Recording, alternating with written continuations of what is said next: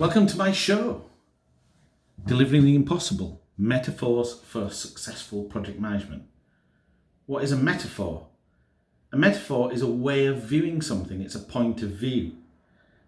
The astrologer and astronomer Sir Isaac Newton said, "If I have seen further, it's because I've stood on the shoulders of giants." A friend of mine once said, "If I've seen further, it's because I've looked down the right end of the telescope." Point of view is very important. The great computer science pioneer Alan Kay said, "Point of view is worth 80 IQ points." Now I'm going to choose to believe him. And if point of view really is worth 80 IQ points, then that means point of view is the difference between genius and idiot, which is probably the difference between success and absolute failure.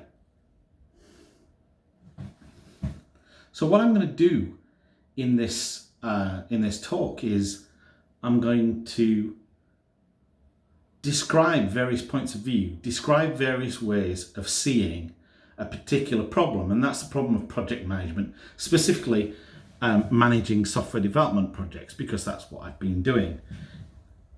Why is this a good time to do this? Why do we need somebody to be talking about this right now?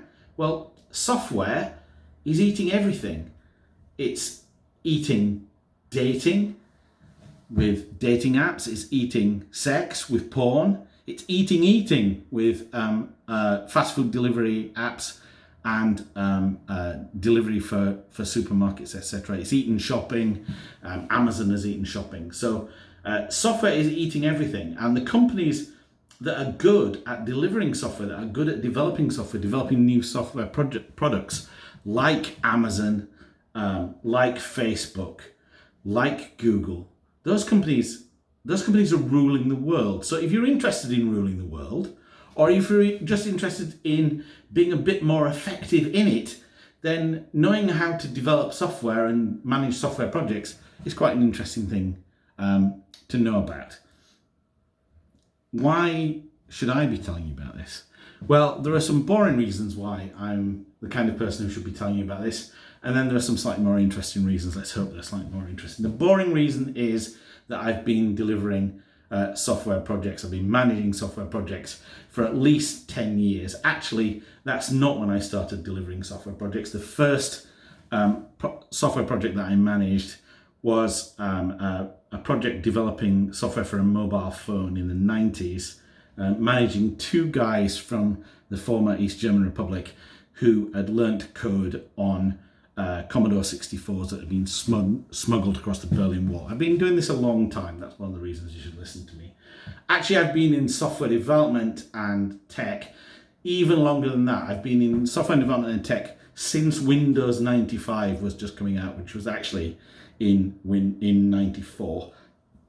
Those are the boring reasons. The kind of maybe less boring reasons, let's hope they are that I have a different way of seeing things. This talk is all about seeing things in different ways. I have a different way of seeing things because I'm a philosopher. My first degree is in philosophy. I'm not an engineer. Most people who are involved in software development are engineers. They see things in a very specific way. I tend to see things in a different way. And the other thing is that I'm under no illusion that there's a straightforward, easy way of solving this problem of easily delivering projects. I know that it's emotional, in the words of the great sainted Vinnie Jones. I know that it's complicated and that there is no magic recipe. There is no set of methodologies that you can follow that will make any project be guaranteed to be a success. I'm also under no illusion that when a project fails, it's because the people didn't follow the methodology closely enough. So I'm giving a different take on this. That's my aim. I'm doing a different venue. I'm doing it I'm trying to do it on the Edinburgh Fringe rather than doing it at a conference or through a course the normal kind of way. I'm trying to do it in a different way. So those are some reasons why me. Why you? Why should you be interested in this? Well, maybe you are working on one of the software development projects. That'd be helpful if you get some different ways of looking at it. Maybe you're responsible for that project. Maybe you're responsible for managing that project. And so it's certainly be useful for you. Or maybe you're the one whose reputation is on the line. You're the one who had the idea for this project. We'll talk about ideas in a minute. You're the one who got the funding for this project. You're the one who really needs this project to pay off for your career, for your dreams. So yes, those are the kind of people. And anybody else? Well, if you're here and you're not any of those people, don't worry. It's okay. You can still stay around.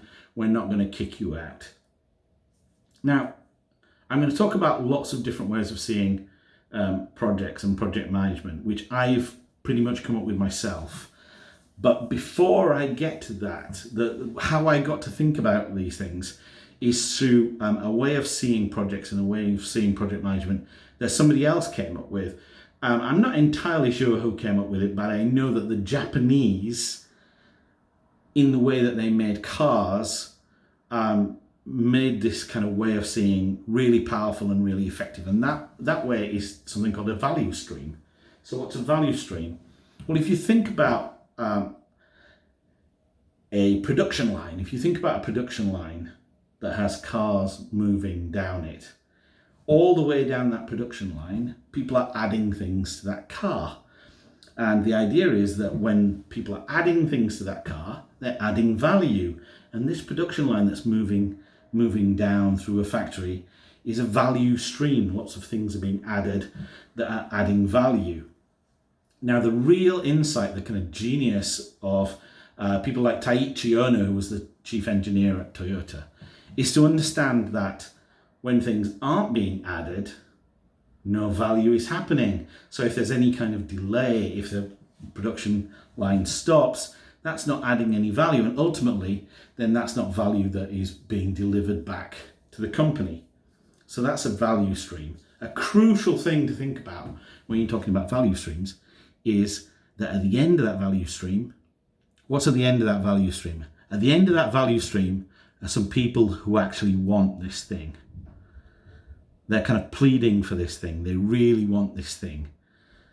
That's why that's the only time it's genuinely going to be valuable. You add all these things on the way, but at the end, when somebody gets that car, drives it off, takes it out on a date, follows GPS and drives it into a harbour, those are the times when you actually get value from this thing. So this is a really useful idea. And thinking about like the waiting time between steps being kind of waste and how to speed that kind of up, and any checks that happen along the way that are not really adding value being waste. This made Toyota a hugely successful car company. But there's a problem with thinking about development of new products in this way. There's a problem with thinking about developing new products in this way. And that problem is, well, it's actually two problems. When you've got a new product, you don't have this nice production line, this nice setup that's adding value at each stage.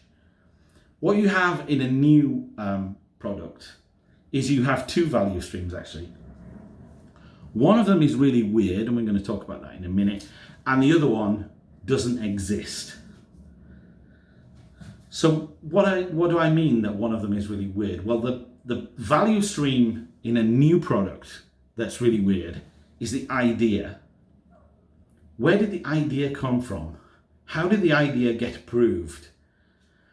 What makes this idea so appealing? Very often, ideas have words around them, wrapped around them to make them appealing, that kind of stop people thinking. So things like new, faster, cheaper, innovative, using the latest technologies, does everything that the old system did but differently. Those kinds of things.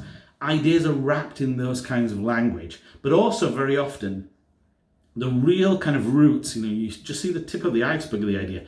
The real reasons why the organization is funding this idea, they're kept kind of secret, that you don't get to see them. So you've got this kind of thing that's generated value, which is kind of mysterious. And also, there is probably some person who's attached to this idea. They're the one who's been the figurehead for it. They're the one who's got the funding. So they're kind of attached to the idea. Now, the value stream, which is putting together all of the things that need to happen to make this idea into reality with a completely brand new product, we don't have that. We have to actually build that. And that's a lot of the work that you're going to be doing in any new project. The really difficult thing is that in between that weird idea of that weird value stream of the idea and the value stream that you haven't yet created, there's this kind of desert where in order to start building the value stream to genuinely really deliver something, you start to encounter problems. You start to kind of say, well, actually this thing in the idea, when you said you were going to do everything that the old system did you really mean everything? Or when you said that it was going to be faster, which bits of it need to be faster? And when you said it was going to be cheaper, well, actually this is costing us a lot of money. So once you start to actually deliver something, once you start to actually develop something and try and put together that new value stream, the non-existent one, you start to point out problems in the shiny idea. And that gets you grief, that attracts you grief from the people who were attached to the idea, who can generate the funding, etc. So you're in this kind of no-love desert where you don't have the thing built that will kind of deliver value for customers. But in order to try and do that, in order to build that thing, you're upsetting the people who are attached to the idea.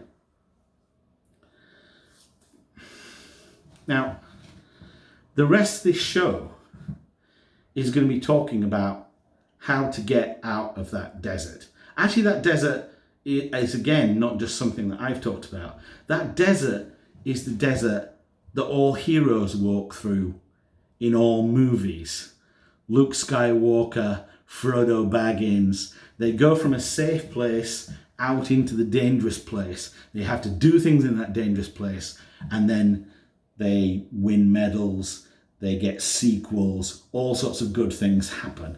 So, and how you get out of this desert into that place where you're back in the safe and something genuinely valuable has been delivered, that's what I'm going to talk about in the rest of the show. Specifically, I'm going to talk about another metaphor, the swamp, which is that the place that you're doing the project is a complex space. There are all sorts of complex things happen. There might be submerged things that you don't know about. There are people who maybe live in the swamp. There are people who don't live in the swamp but want to live in the swamp. There are people who've never had any desire at all to live in the swamp but still really care about what goes on in it.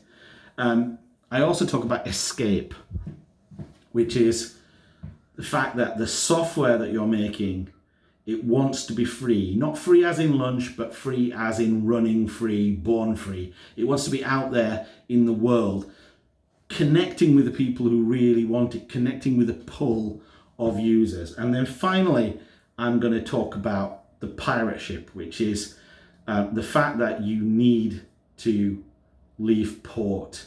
You need to set sail, and you need to sail towards the difficulties that you can see on the horizon and deal with them, rather than just hiding your heads and pretending that they're not there.